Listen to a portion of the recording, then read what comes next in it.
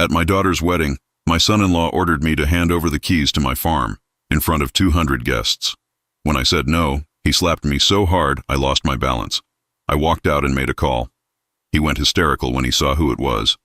I'm glad to have you here. Follow my story until the end and comment the city you're watching from, so I can see how far my story has reached. I never imagined my daughter's wedding day would end with me bleeding on the marble floor of the reception hall, but that's exactly what happened when Alan showed his true colors in front of 200 guests. The day started like any father's dream. Avery looked radiant in her grandmother's vintage lace dress, the same one my late wife Margaret wore 32 years ago. I walked her down the aisle of the old chapel, fighting back tears as she squeezed my arm and whispered that she wished Mom could see her. For a moment, everything felt perfect. For a moment, I forgot about the growing unease I'd been carrying about Alan for months.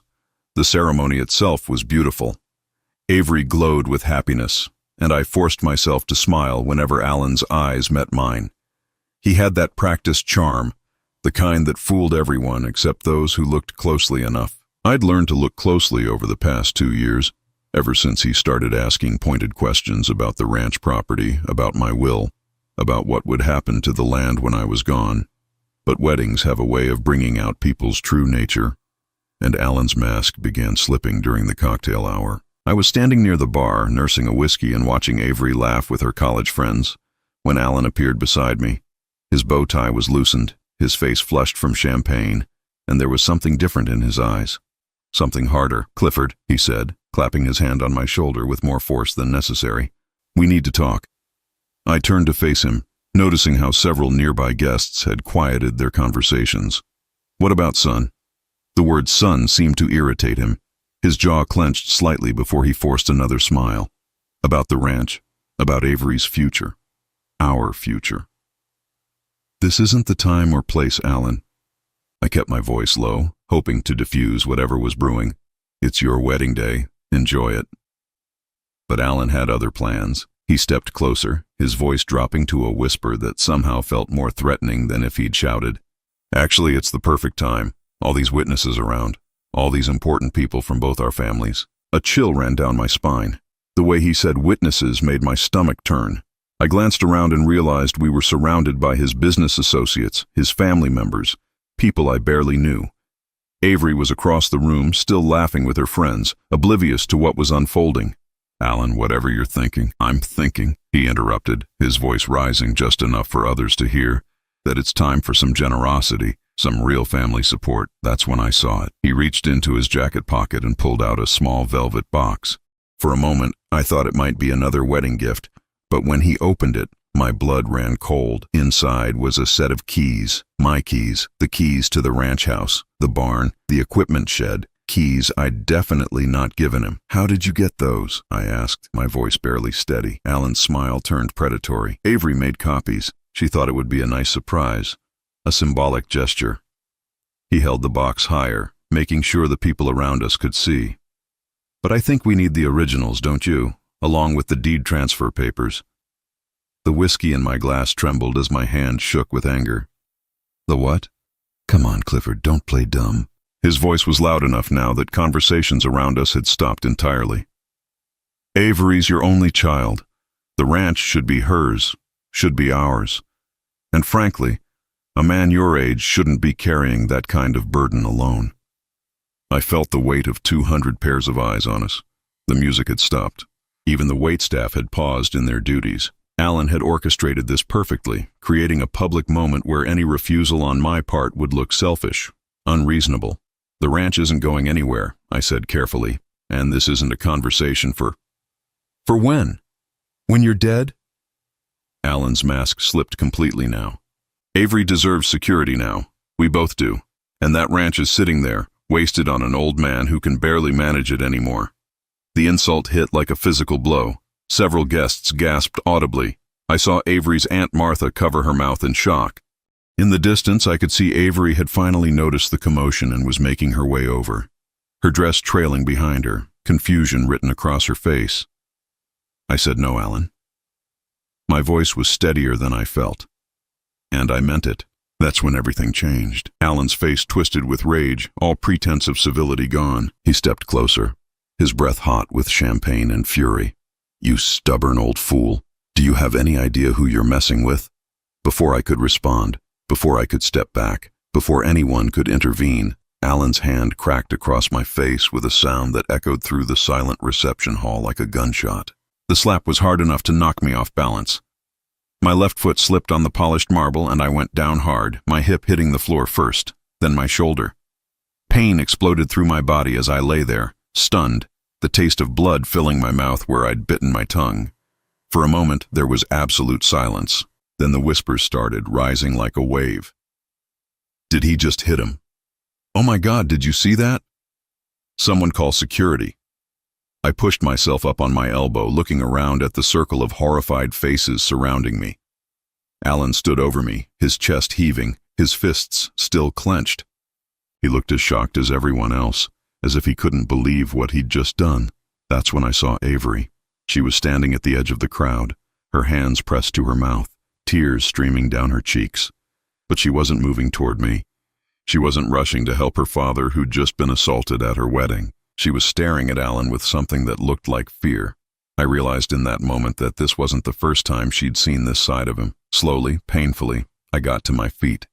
My hip screamed in protest, and I could feel a bruise forming on my cheekbone, but I stood tall. I looked Alan straight in the eye, then let my gaze sweep across the crowd of guests, many of whom I'd known for decades. "I think," I said quietly, my voice carrying in the stunned silence, "this reception is over." I turned and walked toward the exit, my leg aching with every step. Behind me, I could hear Alan's voice, higher now, desperate. "Clifford, wait, I didn't mean. That was. We can work this out." I didn't turn around. I didn't acknowledge him. I simply walked out of the reception hall, out of the hotel, and into the parking lot where my truck was waiting. Once I was safely inside the cab, I pulled out my phone. My hands were still shaking, but I managed to find the contact I needed. The phone rang once, twice. Then a familiar voice answered. "Clifford, how did the wedding go?" I closed my eyes, feeling the weight of what I was about to unleash. "Robert, I need you to come to Houston tonight. It's time." There was a pause. "Are you sure? Once we do this, there's no going back." I looked back at the hotel, where I could see figures moving behind the lit windows of the reception hall. Somewhere in there, my daughter was probably crying. Somewhere in there, Alan was probably trying to explain away what had just happened. Somewhere in there, the life I'd built for the past 25 years was crumbling. "I'm sure," I said. "It's time everyone knew the truth about the ranch." As I drove away, I caught a glimpse of Alan in my rearview mirror. He was standing in the hotel's entrance, frantically talking on his phone, his face white with panic. He had no idea what was coming for him, but he was about to find out. The drive back to the ranch gave me too much time to think about how we'd gotten to this point. 25 miles of dark highway stretched before me, and with each mile, the memories came flooding back. Not the good ones from Avery's childhood, but the slow, systematic destruction of our relationship that Alan had orchestrated over the past 2 years. It started small, the way these things always do, little comments that seemed innocent enough at first. "Dad seems really tired lately, doesn't he?" Avery would say during our Sunday dinners. "Maybe he's working too hard on the ranch."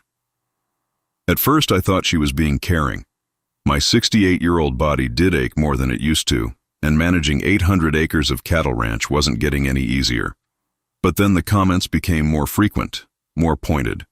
"Alan thinks you should consider hiring more help," she mentioned one evening as we sat on the porch watching the sunset. "He's worried about you handling everything alone." Alan, who had never set foot on a working ranch before meeting my daughter. Alan, who wore designer suits to family barbecues and complained about the dust. Alan was worried about me. The real manipulation started about 18 months ago, right after Alan proposed. Suddenly, every conversation with Avery included his opinions, his concerns, his suggestions. He was always the reasonable one, the practical one, the one looking out for everyone's best interests. "Alan says it's not fair that I don't have any legal claim to the ranch," Avery told me one day, her voice carefully neutral. "He says most fathers would have already started the transfer process." I remember the way my coffee tasted bitter that morning, the way my chest tightened with something I couldn't name yet. "Transfer process?" "You know, putting the property in my name, for tax purposes." Alan's looked into it. He says we could save thousands in estate taxes if we plan ahead. Alan again. Always Alan with his research, his plans, his convenient solutions to problems I didn't know I had. The worst part was watching my daughter change. Avery had always been independent, strong-willed like her mother. She'd worked summers on the ranch, knew every fence line and water tank, but gradually, Alan's voice started coming out of her mouth. "Dad, you're being stubborn about this ranch thing," she said during one particularly tense dinner. "Alan just wants to help. He has experience with property management." Property management. As if the Double C Ranch was just another real estate investment. As if the land my grandfather homesteaded in 1923 was just a business asset to be optimized. "What kind of experience?" I asked, though I already knew the answer would disappoint me. "He manages several commercial properties in Houston. He knows about land values, market trends, that sort of thing. Not the kind that involved getting up at 4:30 every morning to check on pregnant cows. Not the kind that meant repairing fence in 100-degree heat or losing sleep during drought years, praying the wells wouldn't run dry." The pressure intensified after they got engaged. Alan started showing up uninvited, usually when Avery wasn't around. He'd walk around the property with his phone out, taking pictures, asking questions about acreage and mineral rights. "Just curious," he'd say with that practiced smile, trying to understand Avery's heritage. But heritage wasn't what he was calculating. I caught him on the phone one afternoon, standing by the barn and talking to someone about land comps and development potential. When he saw me approaching, he ended the call quickly. "Business call," he explained. "You know how it is." I didn't know how it was. I'd never made a business call standing in someone else's barn without permission. The lies started small too. Alan would tell Avery that I'd agreed to things I'd never agreed to, that I'd said things I'd never said. Dad told Alan he's ready to slow down, Avery informed me one Sunday. "He's excited about having you take over more of the operations." I stared at my daughter across the dinner table, searching her face for any sign that she knew this wasn't true. But she believed him. She wanted to believe him. "When did I say that?" I asked carefully. "Last week when you two talked by the south pasture. Alan said you seemed relieved to have someone to share the burden with." I remembered that conversation. Alan had cornered me while I was checking the fence line, asking pointed questions about profit margins and operating costs. I'd given him short answers and walked away as soon as I could. Somehow he'd interpreted my politeness as enthusiasm for his involvement. The gaslighting escalated from there. According to Alan, I was always saying things I didn't remember saying, agreeing to things I'd never agreed to. Avery started looking at me with concern, as if I was becoming forgetful, unreliable. "Are you feeling okay, Dad?" she asked one evening after Alan had claimed I'd promised to show him the property survey maps. "You seem a little confused lately." Confused. That's what Alan wanted her to think, that her old father was losing his grip, becoming a burden, maybe even becoming dangerous to himself and others. The truth was, I was more alert than I'd been in years. I started paying attention to every word Alan said, every claim he made, every story he told. I started taking notes, keeping track of his lies. And I started making phone calls. The first call was to my lawyer, Jim Morrison, who'd handled my affairs for 20 years. "Has anyone contacted you about transferring the ranch property?" I asked him. "No, Clifford. Should someone have?" "Alan Peterson, Avery's fiancé. He's been telling her that property transfers are common for tax purposes." There was a long pause. "Clifford, you know the situation with the ranch." "That's not exactly accurate." I knew the situation. I'd known it for 25 years, but Alan didn't know it, and neither did Avery.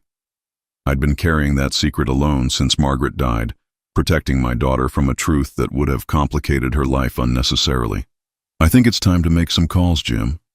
"Are you sure?" "Once we start this process, I'm sure." The second call was harder. Robert Hawthorne had been my contact for 25 years, checking in quarterly, managing the financial aspects of my position. He was surprised to hear from me outside our normal schedule. "Is everything all right, Clifford?"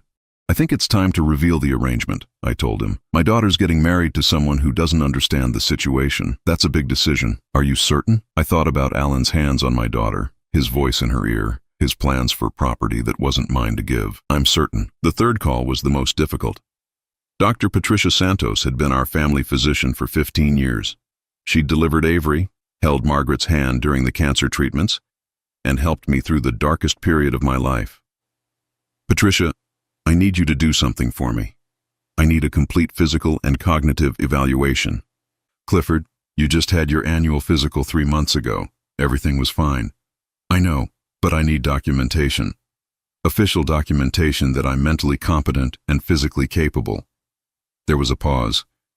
Is someone suggesting otherwise? I explained the situation as carefully as I could. How Alan was painting me as confused, forgetful, unable to manage my responsibilities. How Avery was starting to believe it. That son of a bitch, Patricia said, her professional demeanor slipping. Excuse my language, but that's emotional abuse, textbook manipulation. Can you help me? I'll do you one better. I'll run every test in the book, blood work, cognitive assessment, physical capability evaluation. When I'm done, you'll have documentation that you're sharper than most 40-year-olds. The results came back exactly as Patricia predicted. Perfect blood pressure, excellent cognitive function, physical capabilities well above average for my age group. I kept the medical reports in my safe, along with the other documents that would soon become very important. But I made one mistake during those months of preparation. I underestimated how far Alan would go to get what he wanted. I thought he'd keep pushing gradually, wearing me down with patience and persistence. I thought he'd continue the psychological campaign, slowly convincing Avery that her father was becoming unreliable. I never imagined he'd try to humiliate me publicly at his own wedding.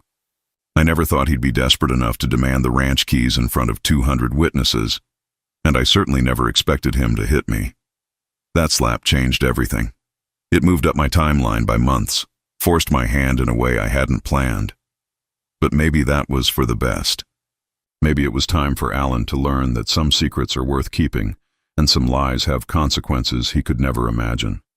As I pulled into the ranch driveway, I could see my phone lighting up with missed calls. Avery, probably, maybe Alan, definitely people who'd witnessed what happened at the reception and wanted to know what came next.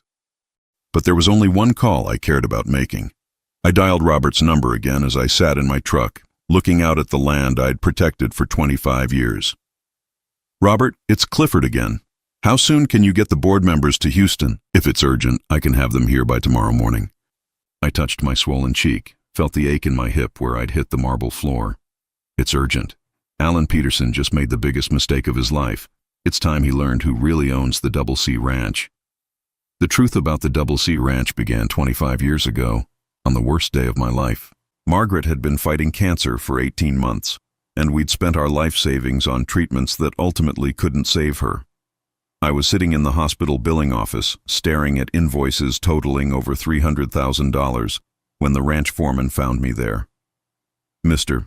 Clifford, he said, his hat in his hands. I'm real sorry to bother you at a time like this, but we got a problem. The problem was drought, the worst in 50 years. Our cattle were dying, our wells were running dry, and we had no money left to drill new ones. The bank was already circling, talking about foreclosure. Margaret was gone. Avery was only 7 years old, and I was about to lose everything my family had built since 1923. That's when Robert Hawthorne knocked on my door. I'll never forget that evening. I was sitting on the porch watching the sun set over land that might not be mine much longer when a black sedan pulled up the drive. A man in an expensive suit got out, carrying a leather briefcase and wearing the kind of confident expression that comes with serious money. Mr. Wellington, I'm Robert Hawthorne, representing the Meridian Investment Consortium. I understand you might be interested in a business arrangement. I was too exhausted to be polite. If you're here to make a lowball offer on my ranch, you can save us both some time. Actually, he said, settling into the porch chair beside me without invitation, I'm here to offer you something quite different. A chance to keep your ranch and solve your financial problems. Permanently. He opened his briefcase and pulled out a thick contract. Meridian specializes in agricultural preservation. We buy ranches and farms from families in crisis, then lease them back to the original owners for management. You keep your home, your livelihood, your legacy. We handle the finances. I was skeptical. What's the catch? No catch. You become our ranch manager. We pay you a generous salary, cover all operating expenses, and handle improvements and expansions. From the outside, nothing changes. You're still Clifford Wellington running the Wellington Ranch. But legally, the property belongs to Meridian. For how long? Indefinitely. As long as you want the arrangement to continue. When you're ready to retire, we'll work out a transition plan. If you want to buy the property back someday, we'll negotiate fair terms based on current market value." I stared at the contract, my mind racing. Why would you do this? What do you get out of it? Robert smiled. "Meridian isn't just any investment group, Mr. Wellington. We represent some very wealthy individuals who believe in preserving American agricultural heritage. They don't need immediate returns. They're playing a longer game. Who are these people? That's confidential. But I can tell you they're patriots who understand that family ranches like yours are the backbone of this country. They'd rather see them preserved and properly managed than broken up and sold to developers." The offer was too good to be true. Salary of $60,000 a year, plus full benefits. All ranch expenses covered, complete autonomy in day-to-day operations, and most importantly, Avery would inherit my position when I was gone, along with the option to eventually buy back the land. I need time to think, of course, but Mr. Wellington, the bank is planning to start foreclosure proceedings next week. This offer expires in 48 hours. I signed the contract that night. What choice did I have? I was drowning, and Meridian threw me a lifeline. The next morning, trucks arrived with drilling equipment. Within a week, we had 3 new wells producing clean water. Within a month, the cattle were healthy again. Within 6 months, the ranch was more profitable than it had ever been under my ownership. For 25 years, the arrangement worked perfectly.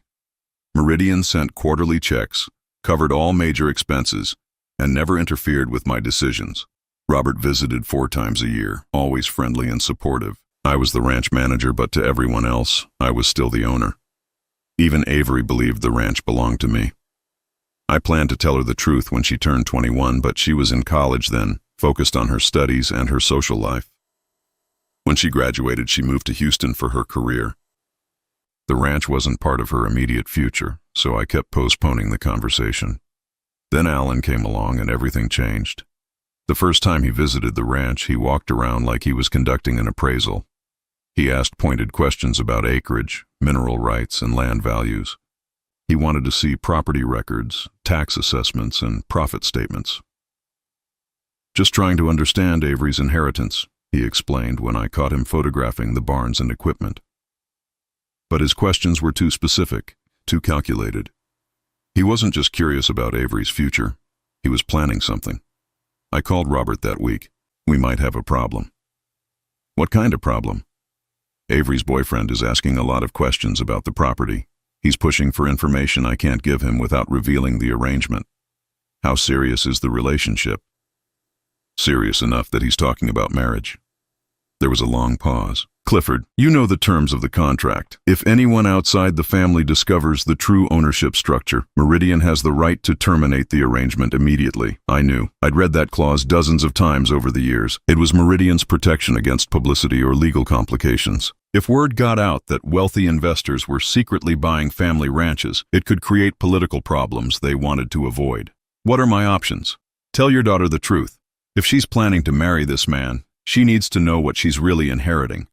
But every time I tried to tell Avery, Alan was there, steering the conversation in different directions, asking his own questions, making his own assumptions. He assumed the ranch was valuable property that would someday belong to Avery. He assumed I was a wealthy landowner who could afford to be generous with wedding gifts and financial support. He had no idea that I was essentially a well-paid employee managing someone else's investment. The pressure intensified after they got engaged. Alan started making comments about improvements he wanted to make, changes he envisioned for the property. He talked about subdividing pastures, developing recreational facilities, maybe even selling off parcels for residential development.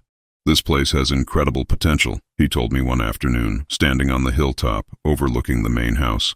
"With the right marketing, we could turn this into a destination ranch, wedding venue, corporate retreats, that sort of thing." My blood ran cold. The Meridian contract specifically prohibited any commercial development without board approval. Alan was planning to turn a working cattle ranch into a tourist attraction.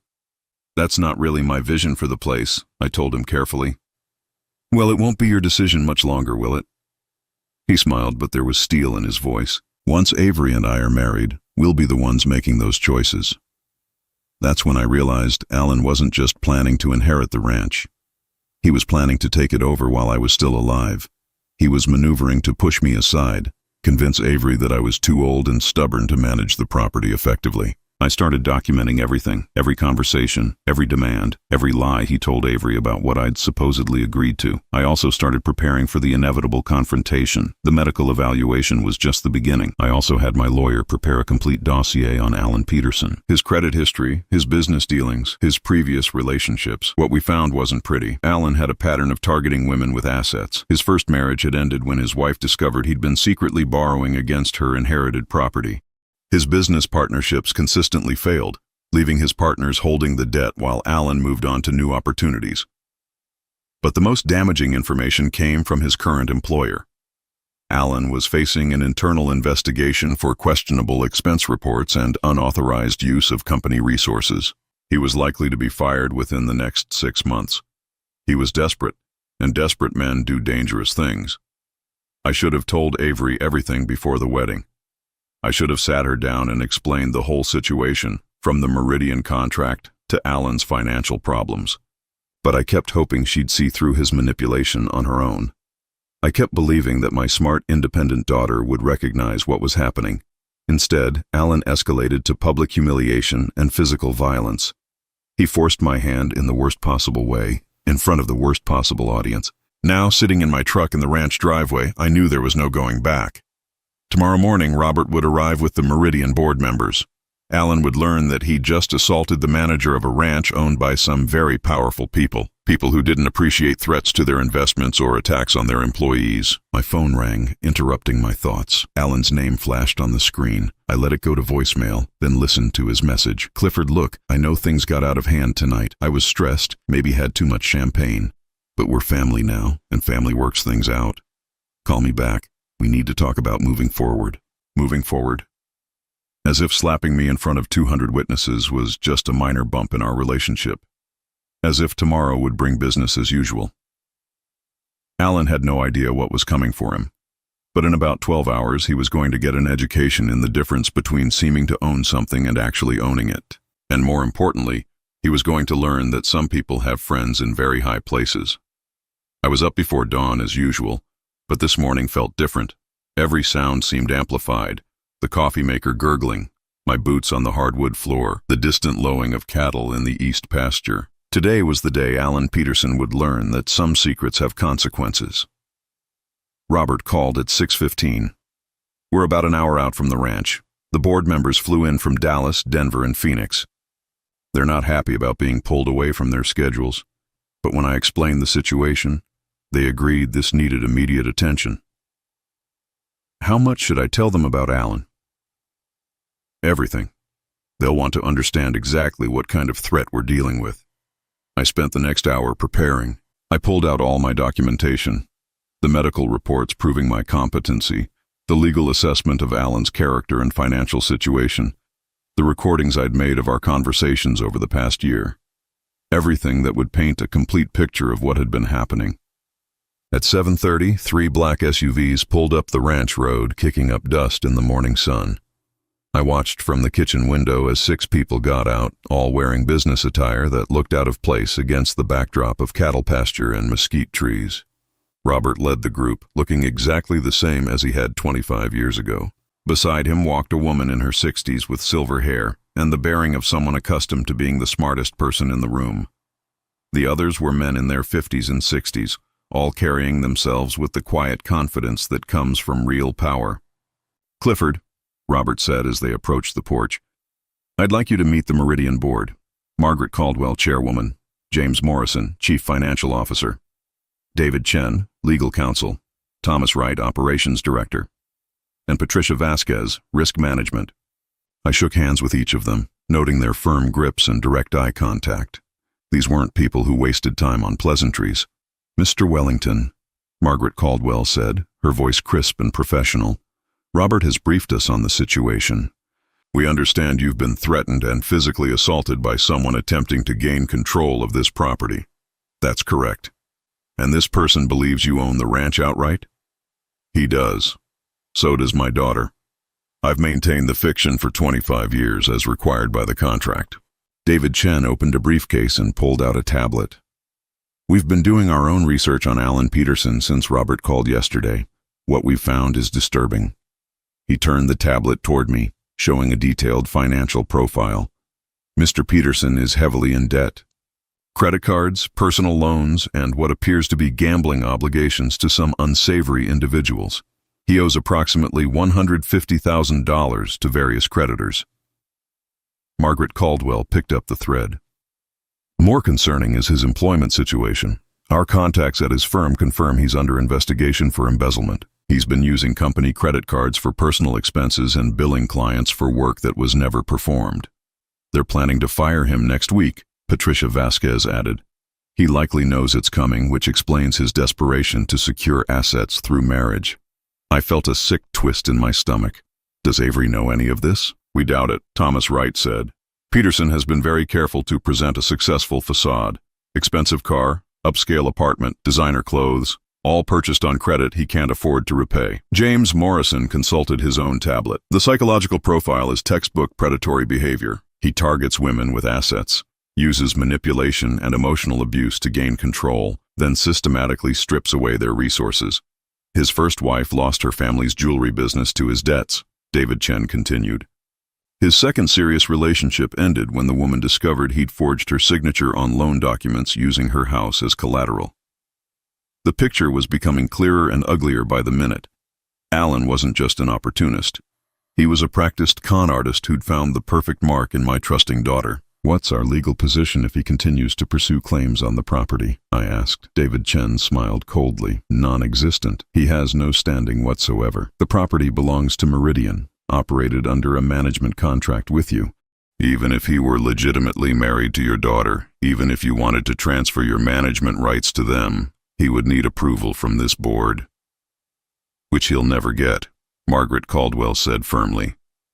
More importantly, Patricia Vasquez added, his assault on you last night was witnessed by over 200 people. We have statements from 6 witnesses who've already contacted our legal team. Mr. Peterson committed felony assault against a Meridian employee in the course of his duties. I blinked. Felony assault? Assault against a person over 65 is automatically elevated to a felony in Texas, David Chen explained. And since you were acting as our representative, it's also assault against a corporate officer. Mr. Peterson is looking at serious prison time. My phone rang, interrupting the conversation. Alan's name flashed on the screen. Margaret Caldwell gestured for me to answer it, while David Chen activated a recording app on his tablet. Alan. Clifford, thank God. Look, I've been thinking about last night, and I realize I owe you a huge apology. I was way out of line. The stress of the wedding, the champagne, you know how it is. Do I? Come on, don't be like that. We're family now. Family forgives and moves on. I'm thinking we should meet this morning, work out the details of the property transfer, get this ranch situation settled so there's no more confusion. I looked at Margaret Caldwell, who nodded for me to continue. Property transfer? Don't play dumb, Clifford. You know what I'm talking about. Avery deserves her inheritance, and frankly, after last night, I think it's clear you're not competent to manage the ranch anymore. The way you reacted to a simple business discussion, losing your temper like that, the audacity was breathtaking. He was actually trying to rewrite history, making it sound like I was the one who'd become violent. Alan, are you seriously trying to claim that I hit you? I'm trying to be diplomatic about it. Look, we all saw what happened. You got agitated, you took a swing at me, you lost your balance and fell. It was embarrassing for everyone, especially Avery. Patricia Vasquez was furiously taking notes, while David Chen made sure the recording was capturing everything clearly. So you want me to transfer the ranch to you and Avery? It's the right thing to do, Clifford, and honestly, it's what Avery wants. She's been telling me for months how worried she is about you living alone out there, trying to manage everything by yourself. She'll feel so much better knowing the property is in responsible hands. Responsible hands, meaning yours, meaning ours. Look, I know you don't like me much, but I'm not going anywhere. Avery and I are married now. I'm going to be part of this family for the rest of your life. We can do this the easy way, or we can do it the hard way. There it was, the threat, delivered with that smooth confidence that had fooled my daughter for 2 years. What's the hard way, Alan? The hard way is lawyers and doctors and competency hearings. The hard way is Avery having to make some very difficult decisions about her father's mental state. The hard way is public embarrassment for everyone involved. Margaret Caldwell's expression had turned to ice. She gestured for me to keep him talking. And if I just sign over the ranch, all of that goes away? All of that goes away. We have a nice family dinner. We put last night behind us and we start fresh. I'm even willing to let you stay on as a sort of consultant. You could keep living in the house, help with day-to-day operations. Think of it as a comfortable retirement. The patronizing tone was unbearable. He was offering to let me stay in my own home as his employee, managing property he thought he was stealing from me. I need to think about it. Don't think too long, Clifford. I've got lawyers on speed dial, and Avery's getting more worried about you by the hour. She spent the whole night crying, asking if her father's losing his mind. He hung up before I could respond. I set the phone down and looked at the faces around me. 5 of the most powerful people I'd ever met, and they all looked furious. Textbook elder abuse, Patricia Vasquez said. Isolation, gaslighting, financial exploitation, and threats of institutionalization. It's all there. The recording is more than enough for criminal charges, David Chen added. Extortion, attempted fraud, and conspiracy to commit elder abuse. Margaret Caldwell stood up. Mr. Wellington, I want you to call Mr. Peterson back. Tell him you've decided to agree to his demands, but you need to meet in person to sign the papers. Tell him to come to the ranch this afternoon. You want him to come here? Oh, yes. We have some things to discuss with Mr. Peterson. It's time he learned exactly who he's been threatening. Thomas Wright checked his watch. I'll call our security team. They can be here in 2 hours. Security team? Robert smiled grimly. Meridian protects its investments, Clifford. And more importantly, we protect our people. Mr. Peterson assaulted one of our employees and attempted to defraud one of our properties. That requires a response. I thought about Avery, probably sitting in some hotel room right now, confused and heartbroken, believing that her father had somehow caused the disaster at her wedding. I thought about all the lies Alan had told her, all the ways he'd twisted her love for me into doubt and worry. What about my daughter? She doesn't know any of this. She will, Margaret Caldwell said firmly. After we're finished with Mr. Peterson, we'll sit down with your daughter and explain everything. The truth about the ranch, the truth about her husband, and the truth about what he's been doing to both of you. My phone buzzed with a text message from Alan. Noon at the ranch. Bring the deed and any other paperwork. Time to make this official. I showed the message to Margaret Caldwell. She smiled, but there was no warmth in it. Perfect. Mr. Peterson wants to make things official. We'll be happy to accommodate him. Alan arrived at the ranch 15 minutes early, driving his leased BMW like he owned the place. I watched from the kitchen window as he parked near the front porch, adjusting his tie and checking his reflection in the side mirror. He had no idea that 6 of the most powerful people in Texas were watching him from the barn, where they'd positioned themselves with a clear view of the house. The Meridian security team had arrived an hour earlier, 3 former federal agents, who now handled sensitive situations for the consortium. They were stationed around the property, invisible but ready. Margaret Caldwell had been very clear about their instructions. Observe, record, and intervene only if Alan became violent. Remember, she'd told me before taking her position in the barn, let him talk, let him make his demands, give him enough rope to hang himself legally. I opened the front door before Alan could knock. He strode in with that familiar swagger, carrying a leather briefcase and wearing an expression of barely contained triumph. Clifford, he said, not bothering to shake hands. I'm glad you came to your senses. This is really the best thing for everyone. Is it? Absolutely. Avery's relieved that we're finally going to resolve this situation. She was so worried about you after last night. He set his briefcase on the dining table and opened it. I've brought all the necessary paperwork. Transfer of deed, power of attorney documents, everything we need to make this official. I stared at the papers he was spreading across my grandmother's dining table. Legal documents he'd obviously prepared in advance, probably weeks ago. This wasn't a spur-of-the-moment decision prompted by stress and champagne. This was a carefully planned operation. You've been preparing for this for a while. Alan looked up, startled by the observation. For a moment, his mask slipped and I saw calculation in his eyes. Then he forced a smile. Well, I am a businessman, Clifford. I believe in being prepared. After Avery and I got engaged, I started thinking about family assets, estate planning, that sort of thing. Just being responsible. Responsible? I sat down across from him, noting the small recording device David Chen had given me, hidden in my shirt pocket. Tell me about responsibility, Alan. Tell me about your responsibilities to your employer. His hand froze over the documents. What? Your job, Alan, the one you're about to lose for embezzlement. The color drained from his face. I don't know what you're talking about. Sure you do. Company credit cards used for personal expenses. Billing clients for work you never performed. Your bosses are planning to fire you next week. They're probably filing criminal charges too. Alan's eyes darted toward the windows as if he was suddenly aware that we might not be alone. Who told you that? Does it matter? What matters is that Avery doesn't know, does she? She doesn't know about the gambling debts either, or the credit card bills, or the fact that you owe some very dangerous people a lot of money. He stood up abruptly, his chair scraping against the hardwood floor. You've been investigating me. I've been protecting my daughter. The same daughter you've been systematically manipulating for 2 years. Manipulating? His voice rose with genuine outrage. I love Avery. Everything I've done has been for her, for our future together.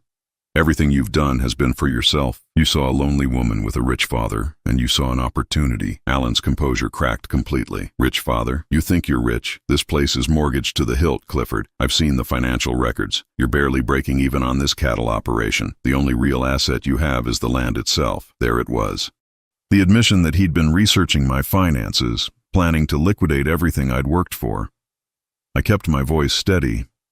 So you want the land. I want security for my wife. Avery deserves better than worrying about whether her aging father can keep this place running. He leaned forward, his tone becoming patronizing again. Look, I know you're proud. I know this ranch means a lot to you, but be realistic. You're 68 years old, you have no help, and this operation is barely profitable. Sell to a developer, invest the money properly, and everyone wins. Everyone wins? You get financial security for your retirement. Avery gets her inheritance while she's young enough to enjoy it, and I get to take care of both of you the way family should. The way family should, coming from a man who just admitted he wanted to sell my grandfather's ranch to developers. What kind of developer are you thinking about? Alan's eyes lit up with excitement. He pulled out his phone and started swiping through photos. I've already had some preliminary conversations. There's a group out of Dallas that specializes in luxury residential communities. They're very interested in this location. He turned the phone toward me, showing architectural renderings of a gated community called Ranch View Estates. 200 houses, a golf course, and a shopping center, all built on what used to be the Double C Ranch. They're offering $4.8 million for the full 800 acres, Alan continued. Can you imagine, Clifford? $4.8 million. You'd never have to worry about money again. I studied the renderings, feeling sick. You've already negotiated a price? Preliminary discussions only. I told them I needed to talk to the family first, but yes, they're very motivated. They want to break ground next spring. And you get a commission on the sale? Alan hesitated just a moment too long. Well, there would be a finder's fee. Standard in these kinds of transactions. How much? 2%, $200,000. He said it quickly, as if the amount didn't matter. But that's not why I'm doing this, Clifford. This is about family. $200,000. More than enough to pay off his gambling debts and credit cards, with plenty left over for a fresh start somewhere else. Probably without Avery, once he'd served his purpose. What does Avery think about turning her childhood home into a subdivision? Avery wants what's best for you. She trusts me to handle the business side of things. Because you've convinced her that I'm incompetent. Alan's mask slipped again, revealing a flash of irritation. Because you are acting incompetent. This ranch is a losing proposition, and you're too stubborn to admit it. How long do you think you can keep this up? Another 5 years? 10? What happens when you have a heart attack out here alone? What happens when you fall off a horse and break your hip? He was working himself into righteous anger now, believing his own justifications. Avery will inherit this place anyway when you die. All I'm doing is making sure she gets something valuable instead of a pile of debt and broken-down buildings. Very thoughtful of you. It is thoughtful, and it's realistic. But you can't see past your own pride to do what's right for your daughter. That's when I heard the sound of car doors slamming outside. Alan heard it too and moved to the window. Who's that? He asked, his voice suddenly tense. I joined him at the window. Margaret Caldwell was walking toward the house, flanked by David Chen and Thomas Wright. Behind them came Robert and the other board members. All 6 of them wore expressions that could have frozen water. Those are the people who actually own this ranch, I said quietly. Alan spun around to face me. What are you talking about? I'm talking about the fact that I don't own the Double C Ranch, Alan. I never have. I'm the manager. I work for these people. The briefcase slipped from Alan's hands, spilling legal documents across the floor. That's impossible. 25 years ago, I was facing bankruptcy. These people bought the ranch and hired me to manage it. Everything you've seen, everything you've planned, everything you've threatened me for, none of it belongs to me. Alan's face went through a series of expressions: confusion, disbelief, and finally understanding. You're lying. I wish I were, but those people walking up to my door, they represent a consortium worth about $2 billion. They own ranches, farms, and agricultural properties across 6 states. And you just spent the last year trying to defraud them. The knock on the door came exactly on cue. I opened it to find Margaret Caldwell and her team waiting on the porch. Mr. Wellington, she said formally, thank you for calling us. I believe you have someone here who wants to discuss property transactions. Alan was backing toward the far wall, his eyes wide with panic. This is a setup. No, Alan, I said sadly. This is reality. Something you've been avoiding for a very long time. Margaret Caldwell stepped into the room, her presence immediately dominating the space. Mr. Peterson, I presume?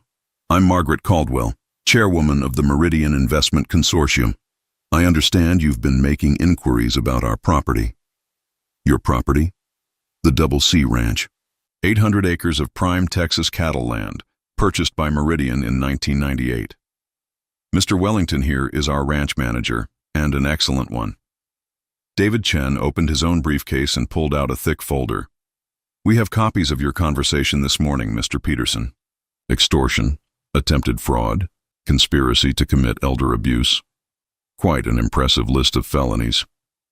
Alan looked frantically around the room, as if searching for an escape route. You can't prove anything. Thomas Wright held up a small digital recorder. Actually, we can. Every word, recorded with Mr. Wellington's full cooperation. We also have witness statements from your wedding reception, Patricia Vasquez added, entering the room with the others. Assault against a senior citizen, in front of 200 witnesses. The district attorney is very interested in pursuing charges. Alan's legs seemed to give out. He slumped into a chair, his head in his hands. This can't be happening. Oh, but it is, Margaret Caldwell said coldly. You see, Mr. Peterson, Meridian protects its investments. And more importantly, we protect our people. Mr. Wellington has served us faithfully for 25 years. When someone threatens him, they threaten us. What do you want? Alan's voice was barely a whisper. We want you to disappear, she said simply. Permanently. From Mr. Wellington's life, from this property, and from Texas if you're smart. David Chen placed a document on the table. This is a restraining order, effective immediately. You are prohibited from contacting Mr. Wellington, his daughter, or anyone associated with this property. Violation will result in immediate arrest. You can't do this. Avery is my wife. Actually, Patricia Vasquez said, checking her tablet, your marriage may not be valid. Our investigation has revealed some interesting facts about your previous relationships. There's evidence suggesting you never properly divorced your first wife. Alan's face went white. That's impossible. Is it? We'll let the authorities sort that out. In the meantime, you have exactly 1 hour to collect your belongings and leave the state. Margaret Caldwell moved closer, her voice dropping to barely above a whisper. Mr. Peterson, you are a small, pathetic man who preys on vulnerable women. You are exactly the kind of predator we've spent 25 years keeping away from properties like this one. She straightened up, her voice returning to normal volume. You will not contact Avery. You will not attempt to claim any property or assets. You will disappear quietly, or we will destroy you completely. Do I make myself clear? Alan nodded frantically, then looked at me with something like pleading in his eyes. Clifford, please. I made mistakes, but I really do love Avery. I met his gaze steadily. If you loved my daughter, you never would have tried to steal her inheritance. You never would have lied to her about me. And you sure as hell never would have hit me at her wedding. The security team appeared in the doorway. 3 large men who somehow made the room feel smaller. Time to go, Mr. Peterson, one of them said politely. Alan gathered his scattered papers with shaking hands, stuffed them back into his briefcase, and walked toward the door. At the threshold, he turned back one last time. This isn't over. Margaret Caldwell smiled, but there was no warmth in it whatsoever. Oh, Mr. Peterson, this is very, very over. The silence after Alan's departure was profound. I stood on my porch watching the dust settle from his BMW as it disappeared down the ranch road, knowing I'd never see him again. The Meridian board members were gathered in my living room, quietly packing up their documents and preparing for what would be the most difficult conversation of my life. Mr. Wellington, Margaret Caldwell said gently, we need to discuss your daughter. Avery, sweet, trusting Avery, who was probably sitting in some hotel room right now, wondering why her wedding had ended in disaster and why her new husband had suddenly vanished. She had no idea that her marriage was likely invalid, that Alan had been planning to steal her inheritance, or that everything she believed about her family was built on a 25-year-old lie. She's going to hate me, I said quietly. Robert shook his head. She's going to be hurt and confused. But she's also going to be relieved once she understands what Alan was really planning. David Chen looked up from his tablet. We've located her. She's at the Four Seasons downtown. Our investigators spoke with the hotel staff. She's been in her room since last night, refusing all calls except from Alan, who stopped calling about an hour ago, Patricia Vasquez added meaningfully. Margaret Caldwell made a decision. We'll go to her together, all of us. She needs to hear the truth from you, but she also needs to understand the larger picture.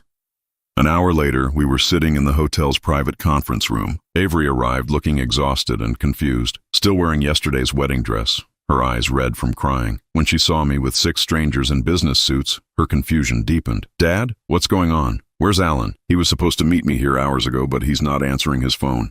I guided her to a chair, my heart breaking at the trust still visible in her eyes. Honey, we need to talk. There are some things you need to know. Is this about last night? About what happened at the reception? She looked around the room nervously. Dad, I know Alan shouldn't have. I know he lost his temper. But you were being so difficult about the ranch, and he's been under a lot of pressure. Avery. My voice was firmer than I intended. Alan hit me. He assaulted me in front of 200 people because I wouldn't give him something that was never mine to give. Never yours to give? Dad, what are you talking about? Margaret Caldwell leaned forward. Ms. Peterson. Wellington.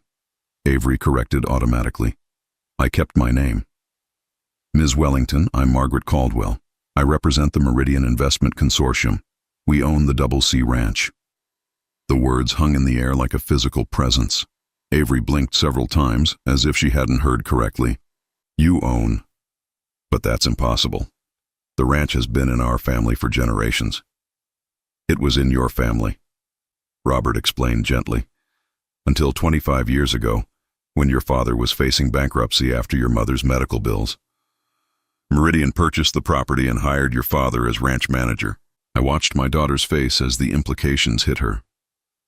Ranch manager? I'm an employee, honey. A well-paid, well-treated employee, but an employee nonetheless. I've never owned the land. I never had the right to transfer it to you or anyone else. Avery's breathing became shallow. But you always talked about it being my inheritance.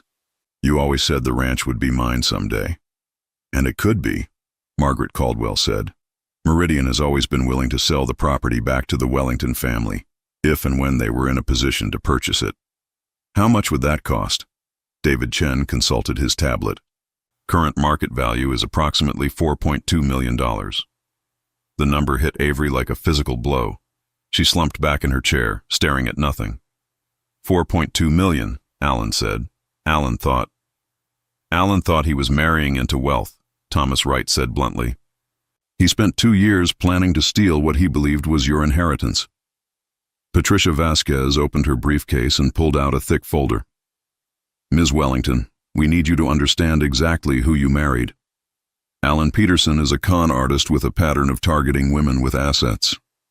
For the next 30 minutes, they laid out everything. Alan's debts, his employment problems, his history of financial fraud. They showed her the recordings of his phone calls, the evidence of his manipulation, the proof that he'd been planning to sell the ranch to developers. But the worst revelation came last. There's also evidence suggesting that your marriage may not be legally valid, David Chen said carefully. Alan appears to have never properly divorced his first wife. Avery made a sound like a wounded animal. He's married to someone else? Was married. The first wife has been missing for 3 years. There's an ongoing investigation. My daughter doubled over as if she'd been punched in the stomach. I reached for her, but she pulled away. Don't, she whispered. Just don't. We sat in silence for several minutes. I could hear traffic outside, the distant sound of the city continuing its daily business while my daughter's world fell apart in a hotel conference room. Finally, she looked up at me with eyes full of pain. Did you know? About Alan, I mean. Did you know what he was doing? I suspected. I tried to investigate, but I couldn't prove anything until recently. Why didn't you tell me? It was the question I'd been dreading. Because I hoped you'd see through him on your own. Because I didn't want to be the father who destroyed his daughter's happiness based on suspicions. And because you were afraid I wouldn't believe you, she said quietly. I nodded.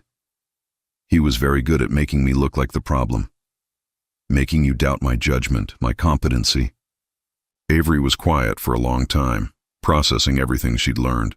When she finally spoke, her voice was steady but distant. I need time. I need to think about all of this. Margaret Caldwell stood up. Of course, take all the time you need. Mr. Wellington's position at the ranch is secure for as long as he wants it. And if you ever decide you want to discuss purchasing the property, we're always willing to negotiate with the Wellington family. After they left, Avery and I sat alone in the conference room. The silence stretched between us, filled with 25 years of secrets and 2 years of manipulation. I feel so stupid, she finally said. You're not stupid. You're trusting. There's a difference. Is there? I let a stranger convince me that my own father was losing his mind. I believed Alan when he said you were becoming forgetful, unstable. I actually started researching nursing homes, Dad. I was planning to have you declared incompetent. The confession hit me harder than Alan's slap had. Honey, no, let me finish. I let him poison my relationship with you. I let him make me doubt everything I knew about the man who raised me, who worked himself to the bone to give me a good life after Mom died. Tears were streaming down her face now. And for what? For a man who saw me as nothing but a path to money he could steal. I reached for her hand, and this time she didn't pull away. Alan was a professional. He knew exactly how to manipulate both of us. But I should have known better. I should have trusted you. We sat holding hands while she cried, both of us grieving for different things. She was mourning the loss of her marriage, her trust, her sense of judgment. I was mourning the relationship we'd lost to Alan's lies, and the innocence she'd never get back. 3 months later, Avery moved back to the ranch. Not permanently, but for an extended stay while she sorted out the legal mess of her invalid marriage and rebuilt her life. The annulment was surprisingly simple once Alan's bigamy was confirmed. He never contested anything, probably because he was too busy staying ahead of both creditors and law enforcement. We never heard from him again. The last report from Meridian's investigators placed him in Mexico, apparently trying to start fresh with a new identity. I hoped he'd learned something from his experience, but I doubted it. Men like Alan Peterson rarely change. The ranch felt different with Avery there. She threw herself into the work with the intensity of someone trying to outrun her thoughts. She learned to mend fences, helped with cattle vaccinations, and took over the bookkeeping with an efficiency that impressed even Margaret Caldwell during her quarterly visits. Your daughter has excellent business instincts, Margaret told me one afternoon as we watched Avery negotiate with a cattle buyer. If she ever wants to make an offer on the property, I think the board would be very receptive. But money wasn't the issue anymore. Avery's trust fund from her mother's life insurance combined with her own savings and earning potential would be enough for a down payment. The real question was whether she wanted to tie herself to this place, to this life, after everything that had happened. The answer came on a quiet Sunday evening in December. We were sitting on the porch, watching the sunset paint the sky in shades of orange and pink when she finally brought it up. I want to buy the ranch, she said simply. Are you sure? You don't have to feel obligated. I'm not doing it out of obligation. I'm doing it because this is home, because this is where Mom and I picked wildflowers every spring, because this is where you taught me to ride, because this is where I learned what real love looks like. She paused, then continued more quietly. Alan made me forget who I was, where I came from. He made me ashamed of this place, embarrassed by our simple life. But there's nothing simple about what you've built here, Dad. There's nothing embarrassing about honest work and taking care of the land. 6 months later, the transfer was complete. Avery Wellington became the official owner of the Double C Ranch, with a mortgage she could comfortably afford, and a father who stayed on as ranch manager, though now he answered to her instead of Meridian. Margaret Caldwell attended the closing ceremony, bringing champagne and an unexpected gift. 25 years ago, Meridian bought this ranch to preserve it, she said, raising her glass. Today, we're selling it back to the family that loves it most. It's exactly the outcome we hoped for when we first met your father. As I watched Avery sign the papers that made her a landowner, I felt a peace I hadn't experienced since Margaret died. My daughter was home, she was safe, and she was in control of her own destiny. Alan Peterson was a bad memory that was fading more each day. That evening, as we walked the fence line together, checking for damage from the recent storms, Avery asked the question I'd been expecting. Do you ever regret it? Keeping the truth about Meridian from me for so long? I considered the question carefully. I regret that it made you vulnerable to Alan's manipulation. I regret that it complicated your relationship with the ranch, but I don't regret protecting you from financial worries when you were young. And I don't regret working with people who cared more about preserving this land than making a quick profit. She nodded, then surprised me with her next comment. I've been thinking about Mom lately, about what she would say about all this. What do you think she'd say? Avery smiled, the first genuinely happy expression I'd seen from her in months. I think she'd say that families protect each other no matter what, and that home isn't about who owns the deed. It's about who belongs here. As we walked back toward the house, I realized that Alan Peterson had given us an unexpected gift. By trying to destroy our family, he'd forced us to rebuild it on a foundation of truth instead of secrets. We were stronger now, more honest with each other, more appreciative of what we had. The ranch lights were warm and welcoming as we approached the house. Somewhere in the distance, cattle were settling in for the night. The land stretched out around us, familiar and comforting, ours again in the way that mattered most. I was finally free from the weight of secrets, and my daughter was finally free from the influence of a man who'd never deserved her trust. It wasn't the ending either of us had planned, but it was the ending we needed. Sometimes the best revenge is simply outlasting those who try to destroy you. Sometimes the greatest victory is finding peace with the truth, no matter how complicated that truth might be. Now I'm curious about you who listened to my story. What would you do if you were in my place? Have you ever been through something similar? Comment below, and meanwhile, I'm leaving on the final screen 2 other stories that are channel favorites, and they will definitely surprise you. Thank you for watching until here.